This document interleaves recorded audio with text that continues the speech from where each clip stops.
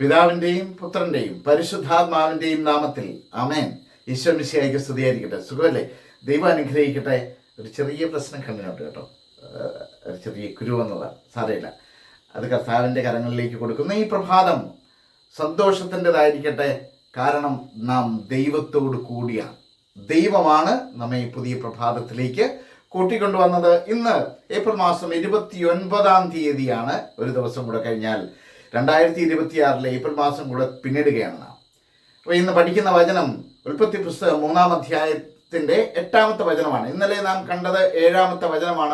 അവർ പാപം ചെയ്തിട്ട് അവർ തങ്ങളുടെ കുറവുകളിലേക്ക് നോക്കി അത്തിയിലകൾ കൂട്ടിത്തുന്നി നഗ്നത മറച്ച മനുഷ്യനെ നാം കണ്ടു. ഇന്ന് നാം കാണുന്നത് അവർ ഭയം കൊണ്ട് ദൈവത്തിൻ്റെ അരികിൽ നിന്ന് ഓടി ഒളിക്കുന്നതാണ്.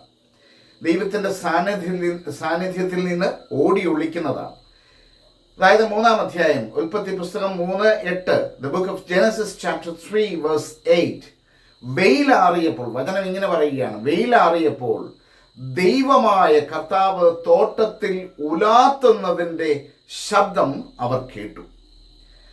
അതായത് എല്ലാ ദിവസവും അവരോടൊപ്പം നടക്കാൻ വെയിലാറിയപ്പോൾ ദൈവം വന്നിരുന്നു.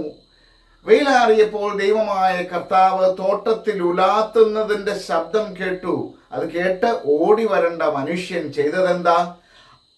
പുരുഷനും ഭാര്യയും അവിടുത്തെ മുമ്പിൽ നിന്ന് മാറി തോട്ടത്തിലെ മരങ്ങൾക്കിടയിൽ ഒളിച്ചു. തോട്ടത്തിലെ മരങ്ങൾക്കിടയിൽ ഒളിച്ചു.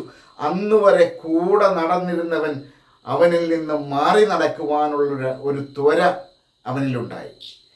വെയിലാറിയപ്പോൾ ദൈവമായ കർത്താവ് തോട്ടത്തിൽ ഉലാത്തുന്നതിൻ്റെ ശബ്ദം അവർ കേട്ടു. പുരുഷനും ഭാര്യയും അവിടുത്തെ മുമ്പിൽ നിന്നും മാറി തോട്ടത്തിലെ മരങ്ങൾക്കിടയിൽ ഒളിച്ചു.